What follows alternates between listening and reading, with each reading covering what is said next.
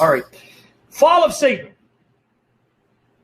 What does the Bible have to say about the fall of Satan? If you read contextually Ezekiel 28 and Isaiah 14, contextually, it's not about Satan. Let me repeat this again.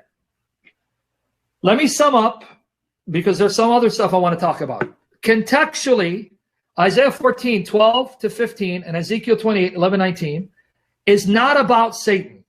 It's about the king of Babylon and the king of Tyre and the destruction that will befall them, that God will bring upon them for their arrogance into thinking they are gods on earth, the sons of gods, goddesses, who think they can oppose the true God and get away with it. I already went in depth on those 2 chapters showing why. With that said, can what is said about the king of Babylon and the king of Tyre apply to Satan? In other words, though it's referring to historical kings who in their arrogance think they're gods on earth, sons of the gods and goddesses of their pantheons, though it's referring to kings and God bringing swift destruction upon them, showing that they're nothing but maggots, can it, by extension, apply to Satan or an evil spirit ruler that works in and through these evil kings? Yes, it can.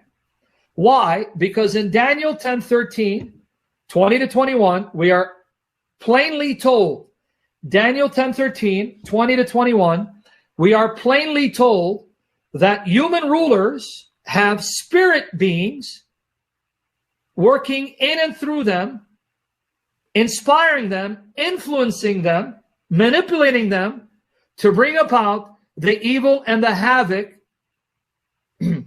upon the earth. That's Daniel 10:13, 20 to 21. It's right there. When the angel tells Daniel, right, I wanted to come and relate to you the answer to your prayer because immediately you were heard when you prayed. But it took me 21 days to reach you. Why? Because the ruler of the domain of Persia detained me. That's Daniel 10:13.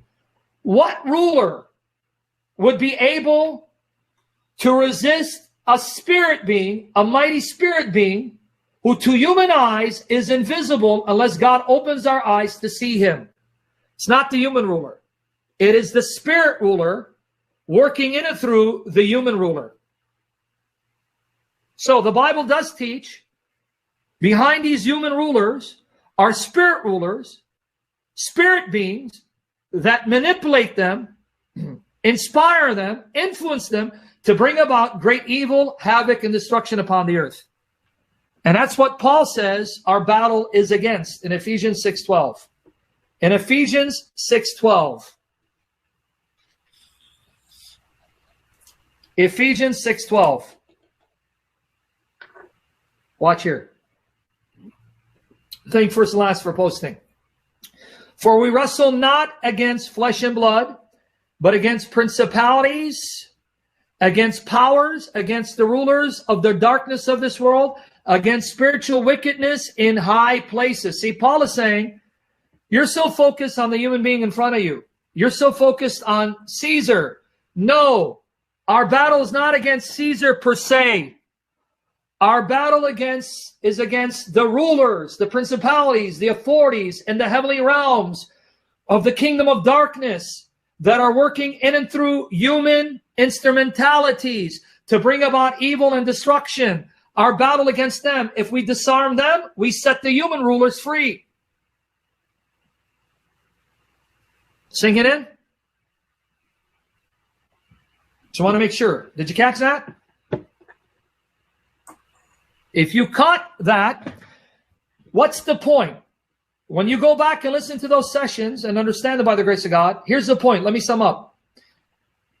Isaiah 14, Ezekiel 28, those chapters are not explicitly about Satan.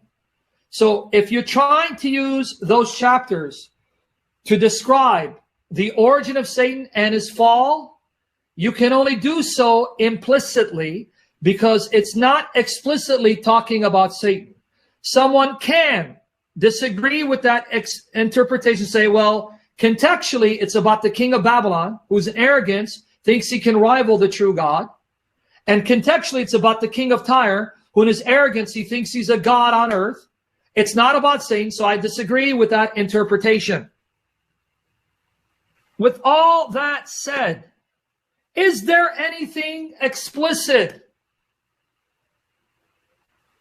when it comes to the fall of Satan? Is there anything explicit? Do we have something explicit about Satan falling? Well, it all depends on 1 Timothy 3:6 and how you read it.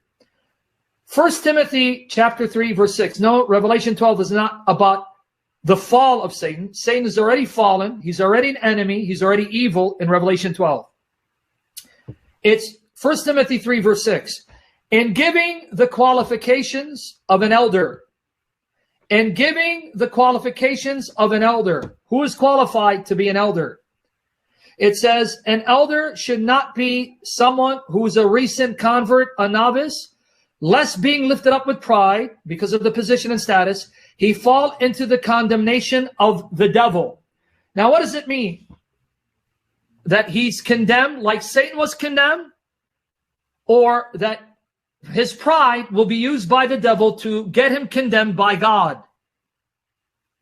You get it? If you go with the King James rendering, condemnation of the devil can mean that through pride, Satan will tempt him so that God will destroy him for his pride. So it's a satanic temptation causing him to be filled with pride, resulting in his destruction. Or is it saying that like the devil was condemned because of pride and conceit, he too will be condemned because of pride and conceit? Now, let's look at how other versions render this passage. Can you give me the NIV? NIV. NIV. Eric, how am I doing so far, Eric Clement? Am I right? He must not be a recent convert, or he may become conceited and fall under the same judgment as the devil. So the NIV is telling you that the Greek means, like the devil who was condemned, he'll be condemned for the same sin. The devil was condemned and judged for conceit. He too will be condemned and judged if he's conceited.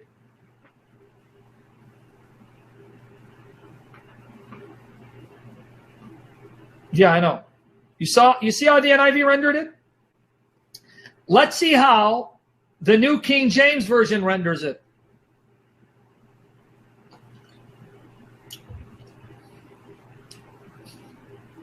The New King James Version renders it. Not a novice, lest being puffed up with pride, he fall into the same condemnation as the devil.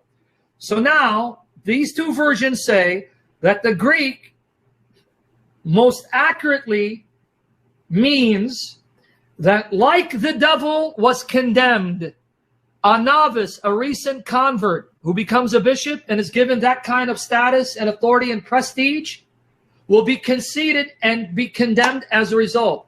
So according to these renderings, the devil was condemned because of conceit.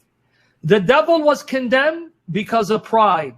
The devil destroyed himself because he became arrogant, conceited, and proudful.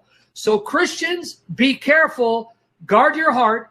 Don't end up becoming conceited, proudful, or arrogant, lest you too